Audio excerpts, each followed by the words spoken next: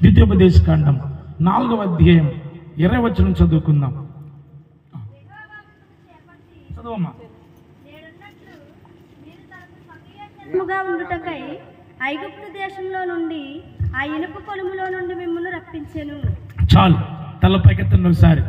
ఇక్కడ దేవుడు ఐగుప్తు దేశము అని వాడకుండా ఐగుప్తు దేశానికి దేవుడు ఏమన్నాడంటే ఇనుప కొలిమి అన్నాడు. ఏమన్నాడు? దేవుడు నేను మిమ్మల్ని ఐగుప్తుల నుంచి రప్పించాను అనొచ్చుగా. అలా అనకుండా ఐగుప్తులను దేంతో పోల్చాడు? ఇనుముతో పోల్చాడు. ఇక్కడ వాక్యం అంటది, మా తమ్ముడు వాక్యాలకు ఇచ్చాడు. వాక్యం అంటది, హలో, ఎందుకు ఇనుముకు చోటు లేదు సార్? పిచ్చుకలకు చోటు ఉంది సార్, అర్పణలకు చోటు ఉంది సార్, గొర్రె పిల్లకు చోటు ఉంది సార్, మాకెందుకు లేదు అని ఇనుమంటే ఇనుము తంటాడు. ఇనుమా, నీవు ఐగుప్తు సంబంధమైన దానివి. రీసెంట్గా నేను అమెరికా వెళ్ళాను. నా మొదటి ప్రయత్నానికి వీసా వచ్చేసింది, కృప. నేను ఈ భీమవరంలోనే ఈ భీమవరం నుంచి అక్కడికి నేను మీటింగ్కి వెళ్ళాను. అది కూడా లోదరం చర్చ్కి వెళ్ళాను, వాక్యం చెప్పి వెళ్ళాను. 57 సెకండ్ల వీసా ఇచ్చేసింది, ప్రభు కృప. తీసుకుని అమెరికా వెళ్ళాను. నేను రూపాయి నేను ఖర్చు పెట్టలే, అంతా వాళ్ళే పెట్టుకున్నారు. 6 సంఘాల్లో వాక్యం చెప్పడానికి నేను వెళ్ళాను. వెళ్ళినప్పుడు అక్కడ ఫ్లోరిడా అనబడిన ప్రాంతంలో జాక్సన్ వెళ్ళిన ప్రాంతాన్ని వెళ్ళినప్పుడు అక్కడ వెళ్ళిన తర్వాత ఇక్కడ యెరూషలేము ఐగుప్తు నుంచి వద్దకరా అన్నారు. ఊరుకోండి సార్, నా చెవిలో మీరు ఏం పువ్వు పెడుతున్నారు? ఇక్కడ నుంచి చాలా దూరం, ఐగుప్తు ఎక్కడెక్కడ ఉంది, ఇజ్రాయెల్ ఎక్కడ కాదు కదా అంటే, ఇది అమెరికా కదంటే, కాదురా బాబు, ఇక్కడ సెటప్ వేశారు, రా శుద్ధిగాని రా అన్నారు. That's fine. వెళ్ళాను నేను, మా వాక్యం అయిపోయింది. ఆ ఈవినింగ్ వెళ్ళాను. వెళ్ళిన తర్వాత ఓ పక్కనేమో యెరూషలేము ఎంట్రన్స్ అంతా రాళ్లతో కట్టినట్టుగా ఉంది. దేంతో కట్టినట్టుగా ఉంది? సరే, యెరూషలేము మొత్తం వెళ్ళాను, ఫొటోస్ దిగాము. It was nice experience. మా దొరగారు అన్నాడు, come let's go to Egyptian palace అన్నాడు. ఐగుప్తు అంతఃపురం వెళ్దాంరా అంటే అది ఇనుము చేత కట్టినట్టుగా ఉంది. దేని చేత కట్టినట్టుగా ఉంది?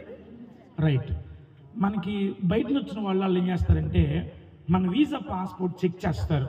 చెక్ చేస్తున్నప్పుడు ఆవిడంది, వాట్ బ్రింగ్స్ యూ హియర్ అంది. I'm here for the conferences అన్నాను. That's fine, good to go అని పంపించినప్పుడు, మ్యామ్ నాకు డౌట్ అని చెప్పనా అన్నాను. యా గో హెడ్ అని. అదేమో రాళ్ళతో కట్టారు, ఇది ఇనుముతో కట్టేటి మేడం అంటే ఆవిడంది, ఇనుమును ఎక్కువగా ఐగుప్తీయులు వాడతారు, రాళ్ళని ఎక్కువగా ఇజ్రాయేలు వారు వాడతారు. అందుకే నువ్వు క్రిస్టియన్ కాబట్టి నీకు చెప్తున్నాను, సంఘాన్ని దేవుడు రాళ్ల చేత పోల్చాడు అని చెప్పిందామే. దేవునికి స్తోత్రం చెప్పండి. అర్థమైందా? ఇనుముని ఎక్కువగా వాడేది ఎవరో చెప్పనా? ఐగుప్తీయులు వాడతారు. అందుకే సొలొమోనుతో ఇలా అన్నాడు, ఏయ్ సొలొమోనా, నీవెక్కువగా యుద్ధపు రౌతులు సమకూర్చుకొనవద్దు, కత్తులు సమకూర్చుకొనవద్దు, డాలు సమకూర్చుకొనవద్దు. ఎందుకు చెప్పనా? అది ఐగుప్తీయులు కనిపెట్టారు మొట్టమొదటిగా ఆయుధాలని.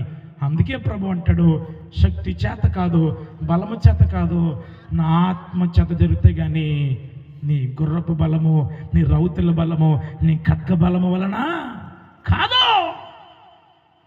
ఐగుప్తు అనే లోకము, ఐగుప్తు అనే ఇనము నీలో నాలో ఉండడానికి వీల్లేదు. ఇప్పుడు ఈ మధ్యన ఎక్కడ చూసినా లోకమే. మా ఇంటికి పెళ్లి కార్డు వచ్చింది, పాస్టర్ గారు అబ్బాయి పసుపు రాసి పంపించాడు. ఆయన ఏం చెప్పను ఆయనకి? ఈరోజు ఒక ఉదయం ఒక చోట పెళ్లి జరిగింది, నాకు తెలిసిన తమ్ముడల్లూరులో. పాస్టమ్మ గారు అంటే ఆవిడ ప్రత్యేకమైన వందనాలు. కొడుక్కి ఆ పెళ్లిలో డాన్స్, బేబీ డాన్స్ అంటే. పాస్టర్ గారి సమయం ఎంతంటే ఏసీటీసీలో బీటీ చేశాడు ఆయన, తర్వాత సెనెట్లో ఎంపీగా చేశాడు ఆయన, రైట్ నో స్కాలర్ ఆయన. ఆయనకి అనిపించారు చెప్పన, పెళ్ళి, వాక్యం, ఆరాధన 45 నిమిషాల్లోగా అయిపోవాలంట. ఎవరికి చోటిచ్చారు మీరు? దేవునికి ఎక్కడ చోటిచ్చావు? సినిమా పాటలకి, కెమెరాలకి, లోకానికి చోటిచ్చి ఈ లోకంలో నా ప్రభు అంటాడు, నాకు చోటిస్తావా? నీ బాయ్ ఫ్రెండ్కి చోటిచ్చావు కదా, నీ గర్ల్ ఫ్రెండ్కి చోటిచ్చావు కదా, తప్పుడు సంబంధాలకు చోటిచ్చావు కదా, నీ మంచమును అంటుపరిచావు కదా, భార్య ఉండాల్సిన ప్లేస్లో మరొకరిని పెట్టుకున్నావు కదా, భర్త ఉండాల్సిన ప్లేస్లో మరొకరిని పెట్టుకున్నావు కదా, లోకము నిన్ను లాక్కుంది కదా. అయితే నా ప్రభు అంటాడు, ఆ లోకముని విడిచిపెట్టి, లెబానోని విడిచిపెట్టి, నా ప్రియురాల, నా ప్రాణేశ్వరి, నా పావురమా రా అని ప్రభు పిలుస్తున్నాడు. నువ్వు రాగలిగితే, తల్లి నువ్వు రాగలిగితే, తమ్ముడా, చెల్లి, అన్న, అక్క, శబ్ద యంత్రం ధర ఉండి నువ్వు ఎక్కడి నిన్నో ఆలకిస్తున్నా, నా ప్రభు ఈ లోకానికి వచ్చింది నిన్ను ఇనుముల వల్ల తీసివేసి బలిపీఠం మీద అర్పణగా చేయడానికి. దేవుని ఎదుట ముడుతైన, కళంకమైన, చేదైనది ఏది లేకుండా దేవునికి మనల్ని అర్పించడానికి ప్రభు ఈ లోకానికి తన్ను తాను బలిగా అర్పించుకున్నాడు. 2 చేతులు పైకెత్తి గట్టిగా చప్పట్లు కొడుతూ ఆ ప్రభు దగ్గరికి నీవు రా, ఆ తండ్రి దగ్గరకు ఇక నువ్వు వస్తే నా ప్రభు నిన్ను దాటిపోయే దేవుడు కాదు. God is a God of chances. చెప్పండి సరే ఈ మాట, God is a God of chances. చెప్పండి, దేవుడు అవకాశం ఇచ్చేవాడు. చెప్పండి ఎలాగా అవకాశం. ఈ మాట చెప్పి ముగిస్తాను. సారే తెలుసు కదా, సారే ఈసారి కూతురు పంపించి సార్లు కాదు, మనకు ఏ గుర్తుపోతున్నాయి కదా, అది మట్టి కుమ్మరి పాత్ర వాడు సారే. దాని మీద ఉన్నంతకాలం ఆ మట్టి కుండ ఎన్నిసార్లు పడిపోయినా ఆ కుమ్మరి చక్కగా దాన్ని మలుస్తాడు. మట్టి వేస్తాడు, వాటర్ వేస్తాడు, సున్నం వేస్తాడు, మరలా తిప్పుతాడు, మరలా పాడైపోద్ది, మరలా తిప్పుతాడు, మరలా పాడైపోద్ది. దానికి అందమైన రూపం వచ్చేంత వరకు తిప్పుతాడు. రూపం వచ్చిన తర్వాత కింద పెడతాడు, ఎండ పెడతాడు, అని కొడతాడు, స్ట్రాంగ్గా ఉంటుంది. అమ్మిన తర్వాత అది పగిలిపోతే ఇంకా కుమ్మరి దానికి ఏమి చేయడు. ఎప్పుడు చేస్తాడు మరి? సారె మీద ఉన్నప్పుడు మాత్రమే. ఇప్పుడు మనం సారె మీద ఉన్నాం. దేవుడు ఇష్టమొచ్చి నిన్ను మలపగలడు.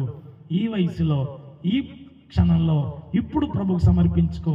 కొండ అయిపోయిన తర్వాత వస్తాను బయటికి వచ్చిన వస్తానంటే అప్పుడు పగిలిపోతే ఏ కుమ్మరి నిన్ను మరలా సారి మీద ఎక్కించనే. ఆ మిక్కిలి అనుకూల మన సమయం వచ్చేంత వరకు ఇప్పుడే ప్రభు దగ్గరికి రండి. చాచిన చేతులతో ప్రభు పిలుస్తుండగా ప్రభుకు మన జీవితాలు సమర్పించుకోండి. అట్టి కృప ప్రభు రాకడ మన పోకడ పర్యంతము మనకు అనుగ్రహిస్తుండగా ఇనుము లేని బలిపీఠాలుగా మనల్ని మనం కట్టుకుందాం, దైవ దీవెన పొందుదాం. అట్టి కృప ప్రభు మనందరికి దయచేయునుగాక. అందరూ ఒకసారి